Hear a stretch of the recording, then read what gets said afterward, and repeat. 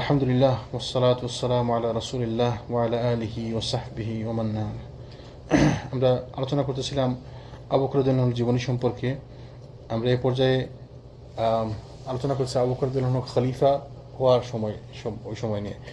তো এই সময়টা আসলে আমাদের জন্য বেশি গুরুত্বপূর্ণ কি জন্য, কারণ এরপর থেকে আবু বকর রাদিয়াল্লাহু আনহু যা করছেন ওইটা হচ্ছে মানে রাসূল সাল্লাল্লাহু আলাইহি ওয়াসাল্লামকে কীভাবে অনুসরণ করতে হবে ওইটার আলোকে উনি করছেন, তাই না? তো এখানে আমাদের জন্য বেশি প্র্যাকটিক্যাল লেসন হচ্ছে এই সময়টা। রাসূল সাল্লাল্লাহু আলাইহি ওয়াসাল্লাম থাকা অবস্থায় যার যা প্রয়োজন রাসূল সাল্লাল্লাহু আলাইহি ওয়াসাল্লামের কাছ থেকে মাসালা নিচ্ছেন, সমস্যার সমাধান নিচ্ছেন, তাই না? তো ওই সময়টা রাসূল সাল্লাল্লাহু আলাইহি ওয়াসাল্লাম উপস্থিত ছিলেন, তো সরাসরি তার কাছ থেকে দিক নির্দেশনা নিচ্ছেন, গাইডেন্স নিচ্ছেন। রাসূল সাল্লাল্লাহু আলাইহি ওয়াসাল্লাম এখন নাই, এখন হচ্ছে খলিফা হচ্ছে আবু বকর রাদিয়াল্লাহু আনহু। তো তার সময়কালে তিনি কীভাবে সিদ্ধান্ত নিচ্ছেন, সাহাবারা তার কাছ থেকে কীভাবে কী মাসালা নিচ্ছে, তিনি কীভাবে সমাধান করছেন, এটা হচ্ছে আমাদের জন্য প্র্যাকটিক্যাল। এবং আমি মনে করি এটা আমাদের জন্য প্র্যাকটিক্যালি বেশি ইম্পর্টেন্ট, কারণ আমরা এক্স্যাক্ট প্রয়োগটা দেখতে পারবো যে কীভাবে রাসূল সাল্লাল্লাহু আলাইহি ওয়াসাল্লামের হাদিস থেকে শিক্ষা নিয়েছেন, কীভাবে কোরআন থেকে শিক্ষা নিয়েছেন, তাই না? আল্লাহ যেন আমাদের বুঝার তৌফিক দান করেন। আবু বকর রাদিয়াল্লাহু আনহু খেলাফতের ব্যাপারে কোরআনেও কিছু কিছু আয়াতে ইশারা আছে। উলামারা বলছে যে কোরআনে কিছু কিছু আয়াতে ইশারা আছে, যেমন একদম একদম ক্লিয়ারলি কিছু আয়াতে যেগুলোতে ইশারা করা হয়েছে যে আবু বকরের ব্যাপারে, তাই না? মানে খেলাফতের ব্যাপারে না, যে তার মর্যাদা সম্পর্কে, যেগুলো থেকে বোঝা যায় তার খেলাফত সম্পর্কে। উলামাদের থেকে বক্তব্য আছে যে তার খেলাফত সম্পর্কে আল্লাহ সুবহানাহু ওয়া তাআলা কোরআনেও ইশারা করছেন। যেমন কিছু আয়াত যদি আমরা বলি,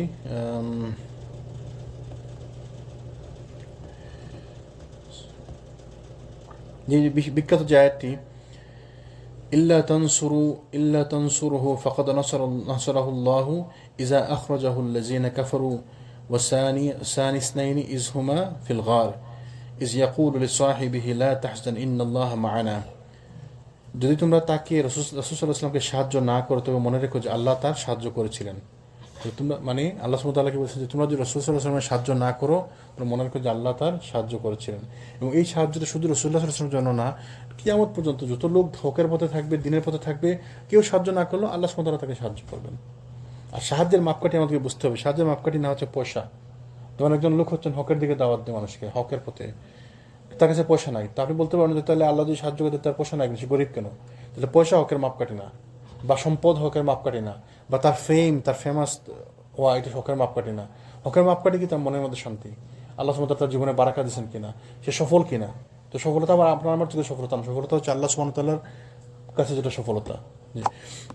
তো আল্লাহ সুবহানাহু ওয়া তাআলা যদি তোমরা তাকে সাহায্য না করো, তো মনে রেখো আল্লাহ তার সাহায্য করেছিলেন। যখন তাকে কাফিররা বহিষ্কার করেছিল, তিনি ছিলেন দুজনের একজন। তাহলে দুজন বলতে এই দুজনের কথা বলেছেন এখানে। এই ঘটনা জানেন সবাই, কোন ঘটনার কথা বলা হচ্ছে? গারে সোর। রাসূল যখন মক্কা থেকে মদিনাতে হিজরত করতেছিলেন, তিনি আশ্রয় নিয়েছেন গুহার মধ্যে, গারে সোরের মধ্যে, তাই না? ওই সময় যখন কাফিররা কাছাকাছি চলে আসছিল, তখন তার আবু বকর ইয়া রাসূলুল্লাহ, তারা যদি খালি নিচের দিকে তাকায় আমাদেরকে দেখতে পাবে, তখন আল্লাহ সুবহানাহু ওয়া তাআলা কোরআনে আয়াত নাযিল করে দিলেন, এই আয়াতটি। তিনি ছিলেন দুজনের একজন। যখন তার গুহার মধ্যে ছিলেন, তখন তিনি আপন সঙ্গীকে বললেন যে বিষণ্ণ হয় না, লা তাহজান, তুমি ভয় পাও না, মন খারাপ করো না, বিষণ্ণ হয় না, ইন্নাল্লাহা মা'ানা, আল্লাহ আমাদের সাথে আছেন। তিনি সঙ্গীকে অভয় দিলেন যে আল্লাহ আমাদের সাথে আছেন, যে তুমি ভয় পাওয়ার কিছু নাই, আল্লাহ আমাদের সাথে আছেন। দেখেন এখানে আমার জন্য কত লেসন আছে। এই পর্যায়ে যখন কাফিররা চলে আসলো, ওনারা গুহার মধ্যে লুকিয়ে আছেন, আর এই যে গুহার বাইরে কাফিররা দাঁড়িয়ে আছে, তাই না? তখন তো ওরা চাইলে আমাদেরকে দেখতে পারবে। তো ওনাদের আর কিছু করার আছে এখানে? এই মুহূর্তে কিছু করার আছে? তাহলে আপনি যদি ক্যারিসমেটিক, রাসূল সাল্লাল্লাহু আলাইহি ওয়াসাল্লাম থেকে ক্যারিসমেটিক কোন লিডার পৃথিবীতে আসলো? ছিল না।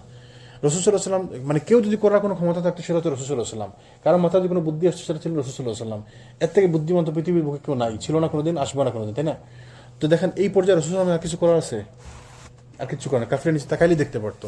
তাহলে কি করার আছে শেষ পর্যায়ে? যখন আপনার সব কিছু ডান, আপনি সব কিছু চেষ্টা করছেন, ইউ ডিড ইউর বেস্ট, তাহলে তারপর আপনি কি করবেন? আল্লাহর উপর ভরসা করবেন। আমি গুড, আল্লাহ সুবহানাহু ওয়া তাআলার যা ইচ্ছা তাই করবেন। তাহলে আমরা আমাদের চেষ্টা করবো সাধ্য মতো, আমরা আমাদের সাধ্য মতো চেষ্টা করব। তারপরে বাকিটা আল্লাহ সুবহানাহু ওয়া তাআলার হাতে। ওয়ালাইকুম আসসালাম ওয়া রাহমাতুল্লাহি ওয়া বারাকাতুহু। আল্লাহ সুবহানাহু ওয়া তাআলা যদি আমাদেরকে সাহায্য না করেন, তাহলে আমরা কেউ আগে যেতে পারবো না। এই হাদিস রাসূল সাল্লাল্লাহু আলাইহি ওয়াসাল্লাম বলছিলেন, মনে আছে জাযাকাল্লাহু খায়র, যে কিয়ামতের দিন কেউ আল্লাহ সুবহানাহু ওয়া তাআলার অনুগ্রহ ছাড়া এক পা আগাইতে পারবে না। তো বললো, জি রাসূলুল্লাহ, আপনিও না? বলে, না আমিও না। তাহলে আমল দিয়ে কেউ জান্নাতে যেতে পারবে না। আমলটা যদি কবুলযোগ্য হয়, আল্লাহ যদি কবুল করে দেন, তাহলে আপনি সফল। আপনি হাজারো হাজারো আমল আছে, আপনার লাখো লাখো কোটি কোটি আমল আছে, কোনো প্রয়োজন নেই, কোনো লাভ নাই, যদি না আল্লাহ সুবহানাহু ওয়া তাআলা কবুল করে। তাহলে আমল দিয়ে কেউ জান্নাতে যেতে পারবে না। আমল হইতে হবে কোরআন সুন্নাহ অনুযায়ী, আমল হইতে হবে আল্লাহ সুবহানাহু ওয়া তাআলার কাছে কবুলযোগ্য আমল, ওয়া আমালান মুতাকাব্বালান। আশা করবেন, আশা তো অবশ্যই করবেন। আমরা নামাজ কেন পড়ি? আল্লাহ কবুল করবেন এই আশায় তো পড়ি। কিন্তু আপনি যদি মনে করেন যে আমি তো নামাজ পড়ছি, আমি জান্নাতে যাবই, না না না, তাইলে হবে না, তাইলে ভুল। এই আমলটাকে আল্লাহর কাছে দোয়া করতে, আল্লাহ আপনি আমাদের আমলগুলোকে কবুল করুন, তাই না? জি। তারপরে অতঃপর আল্লাহ সুবহানাহু ওয়া তাআলা তার প্রতি স্বীয় সান্ত্বনা নাজিল করলেন এবং তার সাহায্যে এমন বাহিনী পাঠালেন যা তোমরা দেখোনি। তো এমন এখানে আবার বাহিনী কই আসলো? বাহিনী কোত্থেকে আসলো? এখানে তো কোনো সৈন্যবাহিনী আসছিল তাদেরকে বাঁচাইতে? আসছিল কোন বাহিনী? ওই যে মানুষ, ওদের মনের মধ্যে ভয় ঢুকছে, এটা আল্লাহ সুবহানাহু ওয়া তাআলার বাহিনী। ওদের মনের মধ্যে এই চিন্তাটাই আসেনি, আল্লাহ সুবহানাহু ওয়া তাআলার বাহিনী। তাহলে আপনার মন নিয়ন্ত্রণ করে কে? আল্লাহ সুবহানাহু ওয়া তাআলা। আপনার মনের মধ্যে এটা আসেনি যে আমি নিচে তাকায় একটু দেখি, গুহার মধ্যে একটু তাকায় দেখি, আল্লাহর বাহিনী এটা। বাতাস আল্লাহর বাহিনী, আগুন, পানি আল্লাহর বাহিনী। আল্লাহ কত প্রজন্মকে ধ্বংস করে দিয়েছেন বাতাস দিয়ে, কত কম কাল ধ্বংস করেছেন আগুন দিয়ে, কত কম কাল ধ্বংস করে পাথর দিয়ে ধ্বংস করে দিচ্ছেন। আব্রাহাকে আল্লাহ কি দিয়ে আটকেছিলেন? ছোট ছোট পাখি, আবাবিল, ছোট ছোট পাখি মুখে ইয়ে নিয়ে আসছিল, পাথর নিয়ে আসছিল। তো কেউ প্রয়োজন ছিল? তো আল্লাহ সুবহানাহু ওয়া তাআলা এখনও যদি আল্লাহ কাউকে বাঁচাইতে চান, আমাকে আপনাকে আল্লাহর দরকার নেই। আপনি যদি আপনি মনে করেন যে আমাকে না হলে আল্লাহ চলবে না, রং। আমি কিচ্ছু না, নাথিং। আপনি যে সালাত আদায় করতে পারতেছি, ইবাদত করতে পারতেছি, এটা আমাদের সৌভাগ্য, এটা আমাদের জন্য প্রয়োজন। আল্লাহ সুবহানাহু ওয়া তাআলার কোনো প্রয়োজন নাই। আল্লাহ সুবহানাহু ওয়া তাআলা তো অমুখাপেক্ষী, কারো মুখাপেক্ষী না তো উনি, তাই না? আল্লাহ সুবহানাহু ওয়া তাআলার কোনো প্রয়োজন নাই। আমাদের মানে সারা দুনিয়া মানুষ মিলে যদি ইবাদত করে, আল্লাহর এক পয়সা কোনো লাভ হবে না, আল্লাহর এক বিন্দু পরিমাণ কোনো লাভ নাই। কিন্তু সারা দুনিয়া মানুষ যদি আল্লাহ বিরোধিতা করে, আল্লাহ কোনো ক্ষতিও নাই, তাই না? তো যে আল্লাহ তো উপরে, আল আলা, সবার উপরে তিনি, আল আলী। তো উপরোক্ত আয়াতে আবু বকরের ব্যাপারে কোরআনে আসছে এবং তারকে কোরআন আল্লাহ ওয়াকাল আলী সাহিবিহি, এবং তিনি তার সঙ্গীকে বললেন। তাহলে তার সঙ্গী হিসাবে, কম্পিনিয়ন হিসাবে, সাহাবী হিসাবে কোরআনে তার নাম আসছে। তো এটি ছিল একটি ইঙ্গিত যে আবু বকর রাদিয়াল্লাহু আনহু পরে খলিফা হবেন। এটা হচ্ছে কোরআনের একটি আয়াত, যেটি সরাসরি না হইলেও মানে আবু বকরের দিকে ইশারা করে। এটা হচ্ছে সূরা এর মধ্যে, ওই তওবার মধ্যে। জি। আবার অনেকগুলো হাদিস আছে যেগুলা আবু বকর রাদিয়াল্লাহু আনহুর ব্যাপারে সরাসরি ইঙ্গিত করে। এর মধ্যে কিছু হাদিস আমরা জানি, আবার কিছু হাদিস আমরা জানিও না। যেমন আমি যদি বলি, একবার জুবাইর ইবনে মুতঈম রাদিয়াল্লাহু আনহু বলেন, এক স্ত্রীলোক নবী সাল্লাল্লাহু আলাইহি ওয়াসাল্লামের কাছে এলো এবং কোনো ব্যাপারে তার সঙ্গে কথা বলল। রাসূল সাল্লাল্লাহু আলাইহি ওয়াসাল্লাম তাকে আবার আসার আদেশ দিলেন। স্ত্রীলোকটি বলল, ইয়া রাসূলুল্লাহ, আবার এসে যদি আমি আপনাকে না পাই, যদি আপনাকে আমি না পাই? তো রাসূল সাল্লাল্লাহু আলাইহি ওয়াসাল্লাম বললেন, তিনি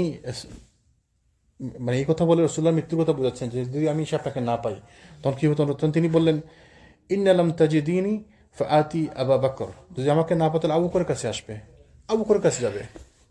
তাহলে এখানে দুইটা জিনিস উদ্দেশ্য। একটা হচ্ছে যদি আমি না থাকি তাহলে আবু বকর থাকবে, লিডার আবু বকরের কাছে যাবে, এটা একটা জিনিস বোঝা। একটা জিনিস হচ্ছে আবু বকরের প্রতি অগাধ বিশ্বাস, যে আমি না থাকলে আবু বকরকে তুমি গিয়ে বলবো যে আমি তো রাসূলুল্লাহর সাথে কথা বলছিলাম, আবু বকর দিয়ে দিব, উইদাউট এনি কোয়েশ্চেন। তো এরকম বিশ্বাস কার কাছে আসে? যার ইমান এরকম মজবুত, যার সার্টিফিকেট রাসূল সাল্লাল্লাহু আলাইহি ওয়াসাল্লাম দিচ্ছেন। মনে আছে যে এর কথা যে টাকনু কাপড় নিচে যাইতেন, কাপড় ধরে রাখতেন, তো বলছে ইয়া রাসূলুল্লাহ আমার তো টাকনু নিচে চলে যায় কাপড়। বলছে না না, তোমার ব্যাপারটা ভিন্ন, তুমি তো ওই অহংকার করে করো না। তো তার যে অহংকার নাই সেটা তিনি নিজেও জানেন না, রাসূল সাল্লাল্লাহু তাকে সার্টিফিকেট দিলেন যে তুমি তো অহংকার করে করো না। তো আমি আপনার অহংকারের কথা আমরা সার্টিফিকেট দিতে পারবো কেউ? না। আমি বলতে পারবো মনে তো অহংকার নাই? না, কে বলতে পারবো না। তাহলে ওই লোক আবু বকর রাদিয়াল্লাহু আনহু, যাকে তারপর রাসূল বলছেন যে যদি আমি না থাকি আবু বকরের কাছে আসবো, অথচ আবু বকর এখানে প্রেজেন্টই নাই, উপস্থিতি নাই। আর মনে হচ্ছে গত সপ্তাহে একটা হাদিস বলছিলাম, রাসূল বলছেন যে এক নেকড়ে বাঘ এসে একটি দম্বাকে বা ওই যে বকরিকে ধরে নিতে চাইছিল। তো বকরির মালিক এসে ওদেরকে বাছায় নিল। তো নেকড়ে বাঘ বললো যে আজকে তোমার দিন ভালো, তুমি এদেরকে বাছায় নিলে, একদিন আমার সময় আসবে আমি এদেরকে ধরে খেয়ে নেবো। তো যখন রাসূলুল্লাহ তারা বললেন, তখন কিছু সাহাবী কেমন যেন একটা বাঘের কথা বলছে, কিছু জিনিস শুনলে তো মনে হয় না যে অবিশ্বাস করতেছি না, বাট ইব্রাহিম আলাইহিস সালাম আল্লাহকে বলছেন, আল্লাহ আপনি কেমনি মৃতকে জীবিত করেন, কোরআনের মধ্যে আসে না? তা আল্লাহ বলছেন যে কেন তুমি বিশ্বাস করো না? বলে না, বিশ্বাস করি, কিন্তু দেখলে আর একটু মনে একটা শান্তি আসতো। তো ওইরকম কি ব্যাপারটা যে রাসূলুল্লাহ বলছে, বাঘের কথা বলছে, আই বিলিভ রাসূলুল্লাহ বলছে যখন, কিন্তু কেমন যেন একটা আশ্চর্য একটা ব্যাপার, ওটা বাস্তব একটা ব্যাপার। তো তারপর রাসূলুল্লাহ কি বললেন তখন, যে আমি এটা বিশ্বাস করি, আবু বকর এটা বিশ্বাস করে, ওমর এটা বিশ্বাস করে, অথচ আবু বকর ওমর উপস্থিতি নাই এখানে। তাহলে কীরকম বিশ্বাস থাকলে, কীরকম মানে তার প্রতি যে তার যে ইমানের ব্যাপারে রাসূলুল্লাহ কীরকম কনফিডেন্স ছিল, তিনি বলছেন আমি এটা বিশ্বাস করি, আবু বকর এবং ওমর এটা বিশ্বাস করে। তাইলে আবু বকর হচ্ছেন ওই লোক যাকে রাসূলুল্লাহ ওইভাবে ব্লাইন্ডলি তার ব্যাপারে সার্টিফিকেট দিয়ে গেছেন, কনফিডেন্স ছিল। এই হাদিস থেকে বোঝা যায় রাসূলুল্লাহ ইঙ্গিত দিয়েছেন হয়তো আবু বকরের ব্যাপারে। অথবা আরেকটি হাদিসে রাসূলুল্লাহ বলছেন, হুযায়ফা রাদিয়াল্লাহু আনহু বলেন, আমি একবার রাসূলুল্লাহ সাল্লাল্লাহু আলাইহি ওয়াসাল্লামের সাথে বসা ছিলাম, তখন তিনি বললেন, ইন্না লা আদরি মা কদরু বাকাই ফিকুম ফাক্তাদু বিল্লাহি বিল্লাযিনা মিন বা'দি। আমি জানি না আমি আর কতদিন তোমাদের মধ্যে আছি, অতএব তোমরা আমার পরে এই দুজনের পদাঙ্ক অনুসরণ করে চলবে। তো দুজনকে কার কথা বলে গেছেন? আবু বকর এবং ওমর, তাদের কথা বলে গেছেন। তাহলে এখানেও প্রমাণ হয় যে রাসূল সাল্লাল্লাহু আলাইহি ওয়াসাল্লামের পরে তিনি খেলাফতের ব্যাপারে, নেতৃত্বের ব্যাপারে ইশারা করছেন আবু বকর এবং ওমরের দিকে। অথবা এটাও বোঝা যায় যে তাদের ইমানের ব্যাপারে তার কনফিডেন্স ছিল সব থেকে বেশি, যে আমার পরে অনুসরণ করবে দুজনের দেশে। আরেকটি হাদিস যেটি স্পষ্ট, মোটামুটি যে হাদিস থেকে বোঝা যায় যে ক্লিয়ারলি বলছেন, রাসূলুল্লাহ বলছেন, আবু হুরায়রা থেকে বর্ণিত, রাসূলুল্লাহ বলেন, ঘুমের মধ্যে আমি দেখলাম, মানে স্বপ্ন, রাসূলুল্লাহ তার স্বপ্নের কথা বলতেছেন, যে আমি হাউস হতে পানি উত্তোলন করতেছি। তো আবু বকর আমাকে বলেন, ইয়া রাসূলুল্লাহ আপনি বিশ্রাম করুন, আমি পানি উঠাই। তো আবু বকর কিছুক্ষণ পানি উঠানোর পরে তিনি টায়ার্ড হয়ে গেলেন। তারপরে ওমর এগিয়ে আসলেন, ওমর এগিয়ে এসে পানি উঠাতে লাগলেন, মানে এমনভাবে পানি উঠাতে লাগলেন যে রাসূলুল্লাহ বলেন তার থেকে শক্তিশালী আমি এর আগে আমি কাউকে দেখিনি, যে এত শক্তভাবে শক্তিশালী লোকের মতো পানি উঠেতেছেন হাউস থেকে। হ্যাঁ, মানে বালতি দিয়ে পানি উঠে, না বালতি বড় হওয়ার কথা আসে নাই, না এটা আরেকটা হাদিস আছে যে ধরে রশি ধরে উপরে উঠে যাওয়া, এরকম আরেকটা হাদিস আছে। তো এটা বলছেন যে ওমরের উত্তরণের কোনো দুর্বলতা ছিল না, আল্লাহ তাকে ক্ষমা করুন। এবং ওমর ইবনে খাত্তাব এসে তার হাত থেকে বালতি নিলেন, তার চেয়ে অধিক শক্তিশালী উত্তোলনকারী আমি আর কোনোদিন দেখিনি। লোকেরা তৃপ্ত হয়ে ফিরে গেল, আর তখন হাউস পরিপূর্ণভাবে প্রবাহিত হচ্ছিল। দেখেন এই হাদিসে কত কিছু ইশারা করে, কত কিছু ইঙ্গিত করে। তার মানে কি, প্রথম ইঙ্গিত কি, রাসূল সাল্লাল্লাহু আলাইহি ওয়াসাল্লাম যে স্বপ্ন দেখছেন, নবীদের স্বপ্ন হচ্ছে ওয়াহি। তো তার মানে আমাদের আপনাদের স্বপ্ন ওয়াহিনী না। কেউ যদি মনে করে বলে যে আমি স্বপ্নের মাধ্যমে দেখছি, আমাকে 3 দিনের জন্য বাইরে হতে বলা হয়েছে, চলবে না, বাতিল। এটা স্বপ্নের মাধ্যমে কোনো আমাদের কাছে কোনো ওহী আসবে না, স্বপ্নের মাধ্যমে আমাদের কাছে কোনো নির্দেশনা আসবে না। তাহলে নবীদের রসুলদের স্বপ্ন হচ্ছে ওয়াহি, দ্যাটস ইট। তারপর তিনি বললেন যে আমি দেখলাম যে আমি হাউস থেকে পানি উঠাচ্ছিলাম, মানে আমার হাতে নেতৃত্ব ছিল, পরে আমাকে বিশ্রাম করতে দিয়ে আবু বকর আসলেন। তাহলে বোঝা গেল তারপরে নেতৃত্বে আসবেন আবু বকর রাদিয়াল্লাহু আনহু, এবং তারপরে ওমর রাদিয়াল্লাহু আনহু। ওমরের শাসনকালে রাসূলুল্লাহ কি বলছেন, যে সে এত সুন্দর, এত শক্তিশালীভাবে শক্তভাবে পানি উঠেছিল যে আমি তার মতো শক্তিশালী লোকের আগে দেখিনি। এবং এটাই হচ্ছে ওমর রাদিয়াল্লাহু আনহুর সময় ইসলামের এত প্রচার প্রসার হয়েছে, এবং পৃথিবী জুড়ে ইসলামের প্রচার ছড়িয়ে গেছিল। পুরা এই রোমান সাম্রাজ্যের মধ্যে, পুরা সাসিনাইড এম্পায়ারের মধ্যে, ইজিপ্টের মধ্যে, বাইতুল মুকাদ্দাসের পর্যন্ত, ফিলিস্তিন পর্যন্ত, মানে ইসলাম এমন দিকে সব দিকে এতভাবে প্রচার হয়েছে, একই ফ্রন্ট, একই সাথে চতুর্দিকে ইসলামের প্রচার হইতেছিল, চতুর্দিকে যুদ্ধ চলতেছিল ওমর রাদিয়াল্লাহু আনহু শাসনকালে। এটি রাসূলুল্লাহ মিন করছেন যেটা দিয়ে, এবং লোকেরা তৃপ্ত হয়ে ফিরে গেল, এবং তখন হাউস ছিল পরিপূর্ণভাবে প্রবাহিত, মানে পানি প্রবাহিত হচ্ছিল পরিপূর্ণভাবে। তাহলে এই হাদিস থেকে বোঝা যায় আবু বকর রাদিয়াল্লাহু আনহুর ব্যাপারে রাসূল সাল্লাল্লাহু আলাইহি ওয়াসাল্লাম ইশারা করছেন। আরেকটি হাদিস যেটি সরাসরি প্রমাণ করে, এবং এই হাদিসটি আমি আজকে স্টাডি করছিলাম, তার আগে আমি এটা কোনোদিন শুনি নাই। সুবহানাল্লাহ। আয়েশা রাদিয়াল্লাহু আনহা বলেন, মৃত্যু প্রায় অসুস্থ অবস্থায় রাসূল সাল্লাল্লাহু আলাইহি ওয়াসাল্লাম আমাকে ডাকলেন, আমাকে বললেন যে তুমি আবু বকরকে ডাকো এবং তোমার ভাইকে ডাকো। তাহলে রাসূল সাল্লাল্লাহু আলাইহি ওয়াসাল্লাম আয়েশাকে বললেন, এবং হাদিসটা ওই সন্দেহের কোনো অবকাশ নেই, সহিহ মুসলিমের হাদিস। তারপর আমি হাদিসটা ভেরিফাই করলাম, দেখলাম যে আসলে সহিহ মুসলিমের হাদিস, এবং এটা সুবহানাল্লাহ সহিহ।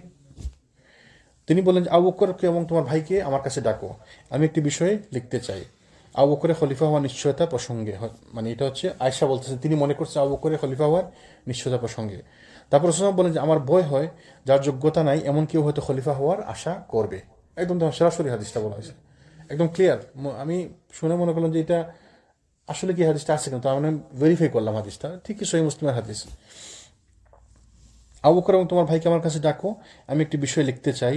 আমার ভয় হয় যার যোগ্যতা নাই এমন কেউ হয়তো খলিফা হওয়ার আশঙ্কা করবে, এবং কেউ হয়তো বলবে আমি বেশি যোগ্য। রাসূলুল্লাহ আশঙ্কা করে গেছেন, এবং মানুষ বলে, এখনো বলে মানুষ সরাসরি বলে আমি বেশি যোগ্য, আমি নেতা হইতে চাই, আমি ইমাম হইতে চাই, আমি লিডার হইতে চাই, আমি খলিফা হইতে চাই। মানুষজন মেন্টালিটি আছে না, এটা বলেও মানুষজন মনের মধ্যে থাকতে পারে, ঠিক আছে, কিন্তু বলেও মানুষজন আমি বেশি যোগ্য, ওনার থেকে আমার যোগ্যতা বেশি, এর থেকে আমার যোগ্যতা বেশি, হ্যাঁ কি বুঝি, আমি কি কম বুঝি নাকি? সুবহানাল্লাহ, রাসূল সাল্লাল্লাহু আলাইহি ওয়াসাল্লাম এগুলো আশঙ্কা করে গেছেন। তারপরে তারপর তিনি কি বলছেন, কিন্তু কেউ হয়তো বলবে যে আমি বেশি যোগ্য, কিন্তু আল্লাহ এবং ইমানদাররা আবু বকর ব্যতীত অন্য কাউকে খলিফা হিসেবে গ্রহণ করবেন না। তাহলে আল্লাহ এবং ইমানদাররা আবু বকর ব্যতীত কাউকে খলিফা হিসেবে গ্রহণ করবেন না। তাই রাসূল সাল্লাল্লাহু আলাইহি ওয়াসাল্লাম বলে গেছেন যে আল্লাহ সুবহানাহু ওয়া তাআলা তাকে ছাড়া কাউকে গ্রহণ করবেন না। তার মানে আবু বকরের খেলাফত, এই যে হাদিস অনুযায়ী রাসূল সাল্লাল্লাহু আলাইহি ওয়াসাল্লাম তো নিজের মন থেকে কিছু বলেন না, ওয়া মা ইয়ানতিকু আনিল হাওয়া ইন হুয়া ইল্লা ওয়াহয়ু ইউহা। তার মন থেকে কিছু বলেন না, তিনি যা বলেন সব হচ্ছে আল্লাহর পক্ষ থেকে ওহী। তো তিনি বলেন যে আল্লাহ সুবহানাহু ওয়া তাআলা আবু বকরের খেলাফত ছাড়া কারো খেলাফত কবুল করবেন না, নিবেন না, গ্রহণ করবেন না। তাইলে আবু বকরের খেলাফত ছিল আল্লাহ সুবহানাহু ওয়া তাআলার পক্ষ থেকে রাজি হওয়া, খুশি হওয়া, সন্তুষ্ট হয়ে নেওয়া, তাই না? মুমিনরা তাকে ছাড়া কেউ অন্য কাউকে গ্রহণ করবে না। তো এখানে মুমিনরা বলা হয়েছে কাদেরকে? যাদের ইমান আছে। তো সবার তো ইমান নাই, সবার মধ্যে তো ইমান থাকে না, সবার ইমান তো সমান লেভেলে থাকে না, ইমানের কম হয় বেশি হয়, কারো ইমান হচ্ছে আকাশচুম্বে, কারো ইমান হচ্ছে একদম কোনো রকম আছে আর কি, তাই না? তো এই জন্য রাসূল সাল্লাল্লাহু আলাইহি ওয়াসাল্লাম এই হাদিসের মধ্যে আসলে সরাসরি বলে গেছেন যে আবু বকর রাদিয়াল্লাহু আনহুর ব্যাপারে।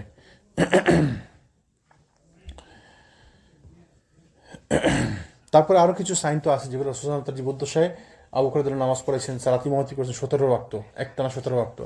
তারপর রাসূল সাল্লাল্লাহু আলাইহি ওয়াসাল্লাম যখন তার মৃত্যুর আগে একবার বের হয়ে আসলেন, সে দেখলেন যে মসজিদে নামাজ চলতেছে, দুজনের কাঁধে ভোট দিয়ে আসলেন। দুজন কে কে? একজন হচ্ছেন ইবনে আব্বাস, আরেকজন হচ্ছেন আলী রাদিয়াল্লাহু আনহু। দুজন কাঁধে ভোট দিয়ে আসলেন, এসে আবু বকর রাদিয়াল্লাহু আনহুর পাশে বসলেন। আবু বকর ইমামতি করতেছিলেন, তো তিনি পিছনে সরে যেতে চাইলেন, তো রাসূল সাল্লাল্লাহু আলাইহি ওয়াসাল্লাম তাকে ইশারায় বলে যে না, তুমি থাকো, ইমামতি করো। তারপর আবু বকর রাসূল সাল্লাল্লাহু আলাইহি ওয়াসাল্লাম ইক্তেদা করলেন, এবং মানুষজন আবু বকরের ইক্তেদা করলো। তাহলে রাসূল সাল্লাল্লাহু আলাইহি ওয়াসাল্লাম নিজের থেকে আবু বকরকে ইমামতি করাইছেন, তার মানে নিজে হাতে ধরে তাকে ইমাম বানিয়ে দিয়ে গেছেন, তাই না? তো এগুলো তো হচ্ছে প্রমাণ যে তিনি রাসূল সাল্লাল্লাহু আলাইহি ওয়াসাল্লামের পরে আবু বকরই খলিফা হওয়ার ব্যাপারে ঠিক ছিলেন।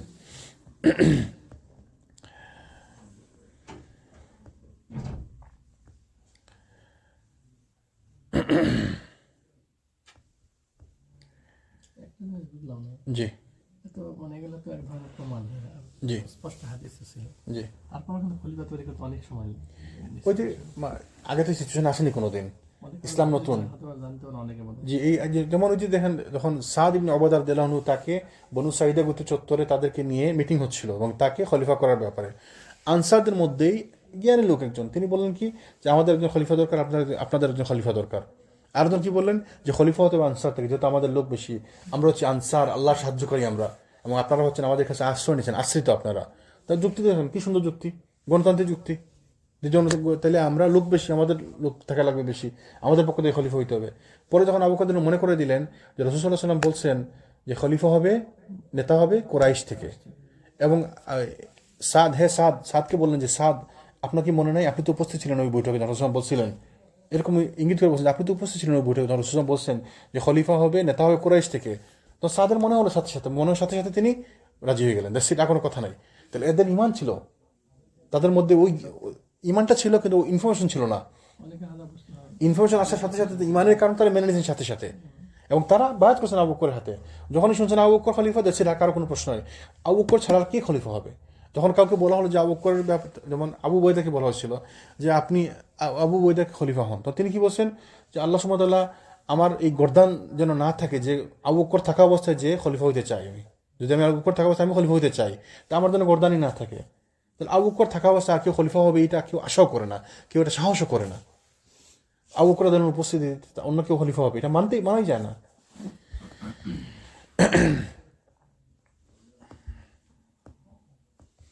এখানে একটি জিনিস আমরা একটু বলা দরকার, যে রাসূল সাল্লাল্লাহু আলাইহি ওয়াসাল্লাম বলছেন, হাদিসে যেটা আসছে যে খলিফা হতে হবে, নেতা হবে কুরাইশ থেকে, এবং এই হাদিসে হচ্ছে, যদি আব্দুল্লাহ ইবনে ওমর থেকে বর্ণিত এক হাদিস, তিনি বলছেন যদি দুইজনও লোক থাকে কুরাইশদের থেকে, জীবিত দুজনও থাকে, তাইলেও খলিফা হতে হবে, নেতা হবে এদের থেকে। তাহলে ব্যাপারটা মানে এখন বর্তমানে কোন দুনিয়া কোন জায়গায় কোন কুরাইশ ইয়েতে আছে, কুরাইশদের কে কোন জায়গায় নেতৃত্বে আছে, তাহলে জিনিসটা কেমন হয়ে গেল না? তাহলে এটা সমাধান কি? সমাধান হচ্ছে আরেক হাদিস, রাসূল সাল্লাল্লাহু আলাইহি ওয়াসাল্লাম বলছেন আরেক হাদিসের মধ্যে, যতদিন তোমরা কুরাইশরা নেতৃত্বে থাকবে তোমরা তাদের আনুগত্য করবে, যতক্ষণ না তারা তোমাদেরকে আল্লাহর দিকে ডাকবে। যখন তারা আল্লাহর দিক থেকে তোমাদেরকে ডাকবে না, আল্লাহর দিকে তোমাদেরকে ডাকবে না, তখন তোমরা তাদেরকে আর অনুসরণ করবে না। তখন সাহাবীরা বলছে, ইয়া রাসূলুল্লাহ, যদি আমরা জীবিত থাকি তখন আমরা কী করবো? বলছে তোমরা পালিয়ে যাবো এদের কাছ থেকে, এদেরকে অনুসরণ করবে না। তাহলে ওই হাদিসের রাসূল সাল্লাল্লাহু আলাইহি ওয়াসাল্লাম এটাও বলে গেছেন কুরাইশদের আনুগত্য করতে হবে, আবার বলে গেছেন যে কুরাইশদের ওরা যদি দিনের পথে না ডাকে, আল্লাহর পথে না ডাকে, তাহলে তাদেরকে অনুসরণ করা যাবে না। আবার আরেক হাদিসে রাসূল বলছেন যে কুরাইশদের যুবক যারা নতুন নতুন সময়ে নতুন কুরাইশদের যুবক যারা আসবে, এরা ক্রেজি থাকবে, বলছে এদের থেকে হেফাজত থাকতে, এদের থেকে দূরে সরে থাকতে বলছে। তাহলে ওই হাদিস রাসূল নিজেই বলে গেছেন যে কুরাইশদের নিবে, তো কুরাইশদের মধ্যে থাকতে হবে আবু বকরের মতো লোক, অমরের মতো লোক, ওসমানের মতো লোক, আলীর মতো লোক, এদের মতো লোক থাকলে তারা নেতৃত্ব দিবে। আবার নেতৃত্ব ঘুরে যাবে না, যখন খেলাফত যখন আবার আসবে, কে খলিফা হবেন? ইমাম মাহদি। ইমাম মাহদি কে? রাসূল বলছেন তার নাম আমার নামে নাম, তার বাবার নাম আমার বাবার নামে নাম, এবং সে আমার পরিবার থেকে, বলছেন আমার পরিবার থেকে। তাহলে খেলাফত সরে যাবে আবার তার কুরাইশদের মধ্যে।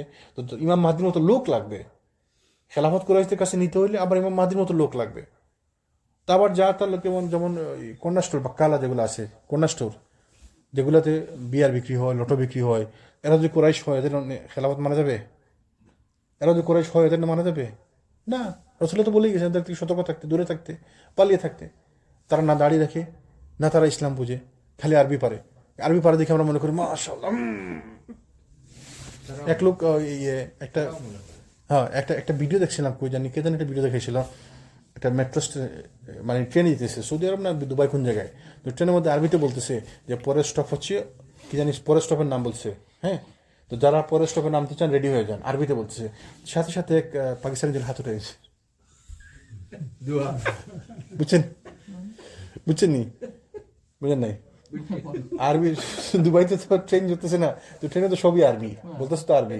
তো ট্রেনে ঘোষণা দিতেছে যে পরের স্টপের নাম হচ্ছে অমুক স্টপ, তো অমুক স্টপে যারা নামতে চান আগে থেকে রেডি হয়ে যান, আরবিতে বলছে। হ্যাঁ, মনে করছে দোয়া করছে, আরবি তো দোয়া, আরবি মানে তো দোয়া, আরবি মানে তো কোরআন আর হাদিস, আরবি মানে তো দোয়া। তো সৌদিতে ট্রাক ড্রাইভার আছে, আরবি পারে না? সৌদিতে যে লোক ডাকাতি করে আরবি পারে না? যে চুরি করে আরবি জানে না? বা আরব দেশে যারা খারাপ ব্যবসা করে এরা আরবি পারে না?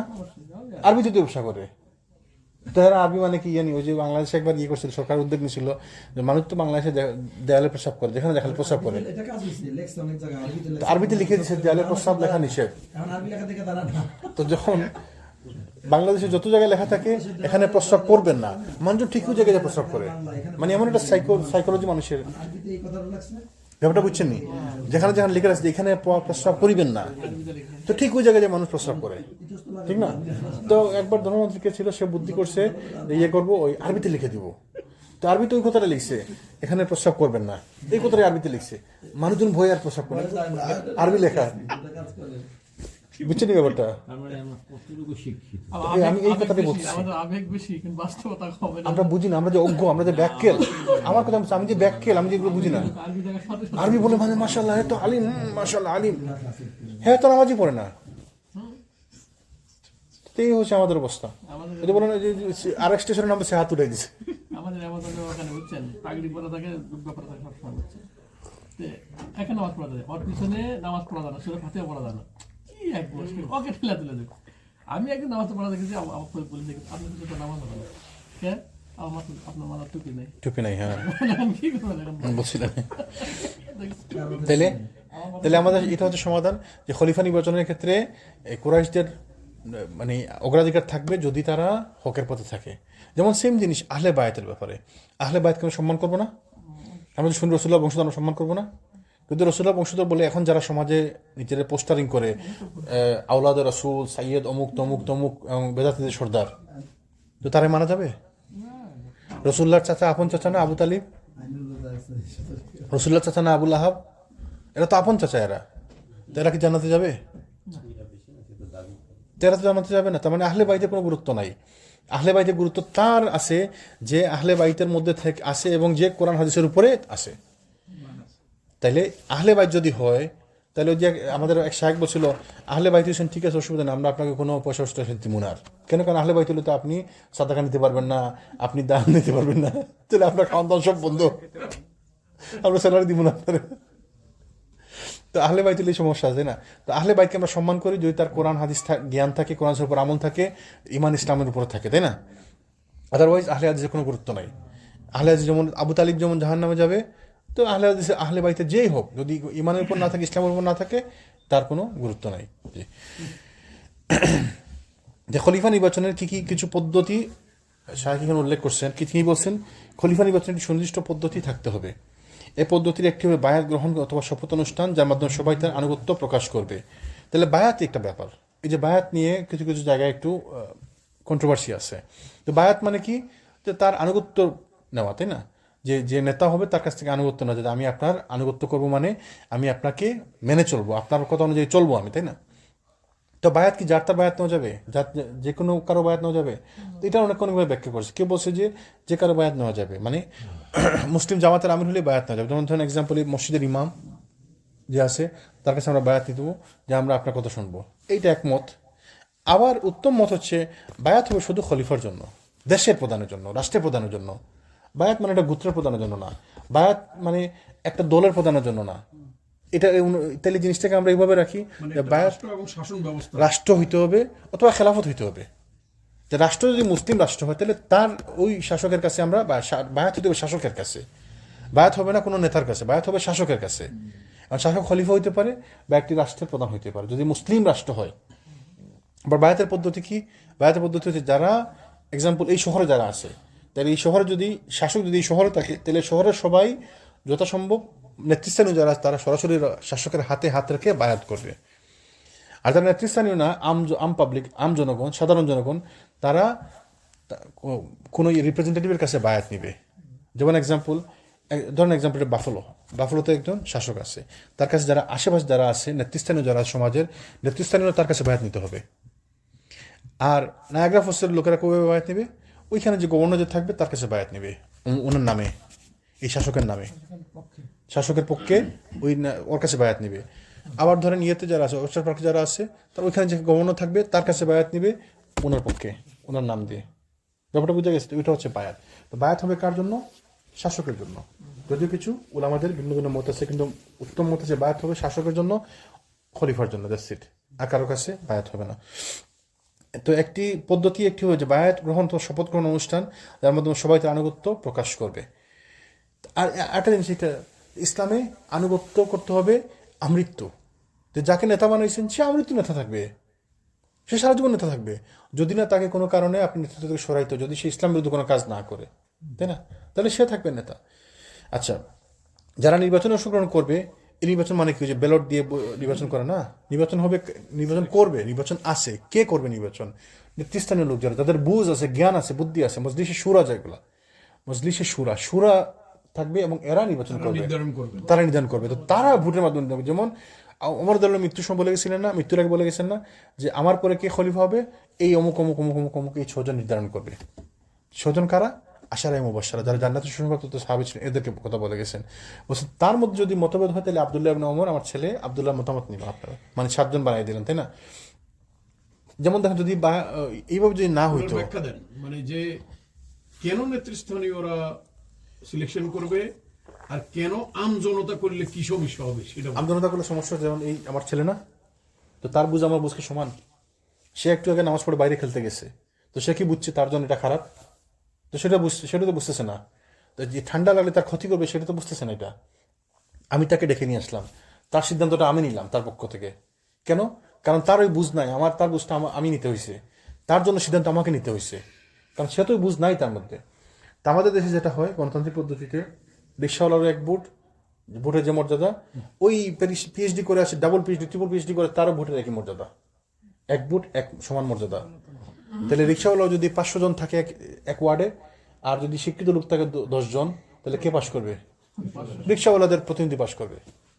রিক্সাওয়ালাদের প্রতিনিধি সমাজের জন্য ভালো কিনা? সে কিছু বুঝবে? সমাজ কিভাবে চালাইতে হয়, রাষ্ট্র কিভাবে চালাইতে, সে বুঝবে না। তো এই জন্য সিদ্ধান্ত নিবে যাদের জ্ঞান আছে, বুদ্ধি আছে, যারা সমাজের উচ্চস্থানীয় বলতে অপসার জন্য না, হ্যাঁ হ্যাঁ হ্যাঁ, এরা নিবে সিদ্ধান্ত, এরা সিদ্ধান্ত নিবে, মজলিসে শুরা। তো মজলিসে শুরা তাহলে যেমন মানে বিভিন্ন কমিটি থাকে, এই কমিটি বানাইতে গিয়ে আমরা পয়সা খাই, আমরা পয়সা কমিটিতে দিয়ে দিই। আমরা তো ভুল করি, আমরা মজলিস শুরা মানলাম, কিন্তু মজলিস শুরা সদস্যকে সুদখোর, ঘুষখোর, বাটপার, চোর, সমাজের শয়তান যেটা, তা আমরা মজলিস শুরা মানলাম, কিন্তু মজলিস শুরা সদস্য কারো এই যে চোর, বাটপার। মানে মজলিসে শুরা নির্ধারণ করার সময় আবার চিন্তা করতে কাদেরকে তাহলে ওমর রাদিয়াল্লাহু আনহু দেখেন কি বলে গেছিলেন কাদেরকে, একদম যাদেরকে রাসূল সাল্লাল্লাহু আলাইহি ওয়াসাল্লাম সার্টিফিকেট দিয়ে গেছেন এদেরকে নির্ধারণকে বলে তোমরা অমুকের মতামত নিয়ে তোমরা। সময়ের জন্য জটিলতা আছে। বর্তমান সময় তো জটিল না, জটিল এই জন্য তো আমরা ফিতনার মধ্যে আছি। আরেকটা গুরুত্বপূর্ণ কথা বলে উনি কিন্তু এই কথা অবশ্যই করে গেছিলেন যে আমি মরার পর জানি আমার ছেলে আমার ছেলেকে জানি ওই খলিফা না করা হয়। আচ্ছা, এই যে এই কথা বলছে খুব গুরুত্বপূর্ণ কথা। দেখেন সাহাবীরা নিজে নিজে ওই দায়িত্ব নিতে খুব ভয় পাইতেন। আবু বকর ওমর দুজন নিচে দায়িত্ব নিতে চান নাই।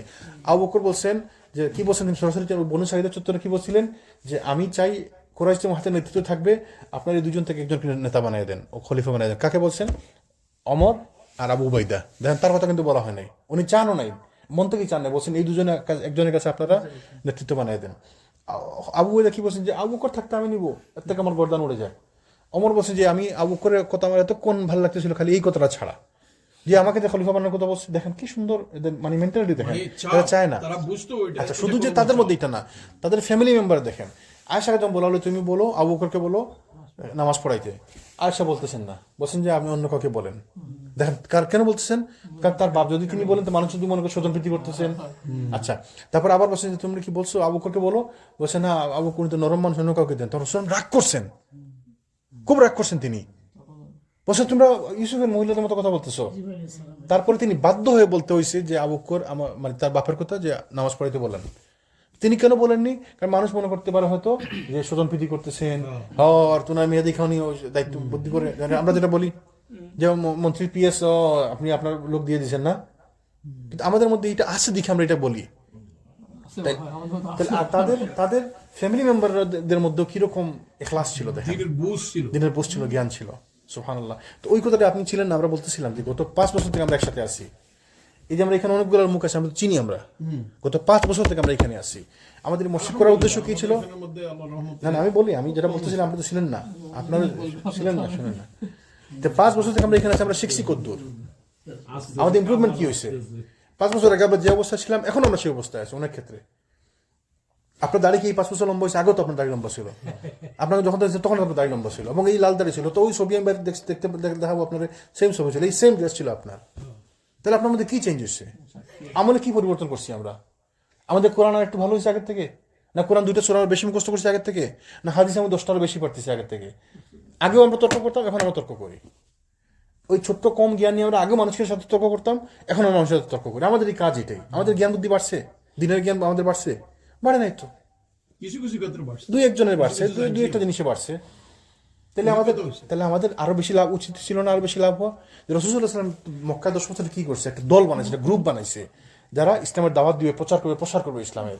এবং তারপরে মদিনাতে গিয়ে এদের বলে এদের শক্তিতে তিনি রাষ্ট্র গঠন করছে। তো আমাদের এরকম হইতে পারতো না? আমরা কি পারতাম না? 10 জন লোক বানাতে পারতাম? আমাদের 10 জন লোক হয়েছে, আমাদের 10 জন লোকের আমরা বলতে পারবো 10 জন যে কোনো জায়গায় বলতে পারবো এরকম 10 জন আছে, আমাদের 5 জন আছে, 2 জন আছে। তা ব্যর্থতা না আমাদের? আমরা ব্যর্থতা না আমাদের? এটা পড়ালেখা করি না আমরা, মূল সমস্যা। ক্লাসে লোক নাই, ক্লাসে বসবো কেন? ওই যে এখানে বসে গল্প করবো আমরা, নাইলে আমরা বাইরে বসে চা খাবো, বাসা খাইতে যাবো। আমাদের ক্লাসের দরকার কি? এই যে ক্লাসের কথা বলছেন, যেগুলো মানুষ পয়সা দিয়ে কোর্স করে, তাওহীদের ক্লাস, আকীদার ক্লাস, সিরার ক্লাস, পয়সা দিয়ে মানুষ কোর্স করে। মানুষের পেইন্টের কাজ করতেও যায় এর মাগরিবের মাঝখানে। না, এগুলো ব্যর্থতা আমাদের ব্যর্থতা। 5 বছর হয়ে গেছে আমরা আরবি একটা শব্দ বুঝি না। আমাদের মধ্যে আমরা আরবি শুনলে আমরা হাত উঠাই দেবো, মানে ট্রাক ড্রাইভার কথা বলতেছি, আমরা হাত উঠাই দেবো, মনে করছি দোয়া করতে, আরবি তো দোয়া করতেছি মনে। এগুলো আমাদের ব্যর্থতা, এগুলো আমাদের ঠিক করতে হবে। আল্লাহ সুবহানাহু ওয়া তাআলা আমাদের তৌফিক দান করেন। আমরা থামি এখানে ইনশাআল্লাহ। আগামী দিন আমরা শুরু করবো আবু বকর রাদিয়াল্লাহু আনহুর ওই খেলাফত থেকে। জি, উমরা থেকে এসে আয়সা বলে সব আরবি, খালি বাংলা হচ্ছে আজান নামাজটা বাংলা, আজানটা নামাজটা বাংলা, মানে আজান নামাজ পরিচিত ওটা, তাহলে বাকি সব আরবি। আল্লাহ আমাদের হেফাজত করুন। ঠিক আছে, মানে একদম বাস্তব। আমাদেরকে ইমপ্রুভ করতে হবে, আমাদের আরো ইমপ্রুভমেন্ট করতে হবে, থাকতে হবে, আমাদের আরো সতর্ক হতে হবে, ক্লাসে বসতে হবে এবং মন দিয়ে শিখতে হবে আমাদেরকে। যে আমি কি এমন শিখলাম, আমার পরিবার শিখাইতে পারবো এরকম কিছু শিখছি আমি, আমার ছেলে মেয়েদের শিখাইতে পারবো এরকম কিছু শিখছি আমি। সবাই বসে তাহলে আমাদের মাদার বশির কি বলে যে ছোট ছোট যে সূরাগুলো আছে না, এগুলোর অর্থ তাফসীরগুলো আমাদের বসে না,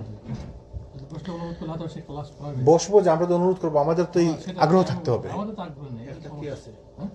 পয়সা দিয়া বসলে হ্যাঁ তখন বলবেন দিতে হবে, ম্যান্ডেটরি পয়সা দিতে হবে, লেখা এমনি থাকবে তো মাস শেষে বলতেছি না, পয়সা দিতে হবে, দেখা তখন আরো আসবে। এমনি এমনি তো যা আসে না আসে তখন আরো আসবে না। তো এই অবস্থা কেন এই অবস্থা? দৈনন্দিন এই কাজের যে- একটা এগুলা এই যে দিন শিক্ষা জ্ঞান শিক্ষা এগুলা কি সবার দরকার না, যার যার দরকার না? তো আমি আপনাকে জোর করবো কেন, আপনি আমাকে জোর করবেন কেন? আপনার তো নিজের জন্য দরকার, এবং এই সুবিধাটা যে এখানে আমরা পাইছি অন্য কোন মসজিদের সুবিধাটা আছে বলেন? নাই তো তো এই যে পয়সা দিয়ে ফ্রি আমরা পাইতেছি, বহু মসজিদে নাই। মাগরিব টু এসাও যদি হয় তাও তো 40-50 মিনিট এই যে মাত্র 40-50 মিনিট 1 ঘন্টা সময় সবাইকে রিকোয়েস্ট করি যে এই মাগরিবের মাঝখানে এই সময় আপনি বাসায় গিয়ে আস্তে আস্তে সময় হয়ে যায় স্যার। তো এই সময়টা যদি বসে দাও তো আমরা শিখতে পারি, শেখার আগ্রহ থাকতে হবে আমাদের। নাই, কোনো আগ্রহ নাই। আল্লাহ যেন আমাদের বুঝার তৌফিক দান করেন, আল্লাহ যেন আমাদের হেদায়েত দেন। সুবহানাকাল্লাহুম্মা ওয়া বিহামদিকা আশহাদু আল্লা ইলাহা ইল্লা আনতা আস্তাগফিরুকা ওয়া আতুবু ইলাইক।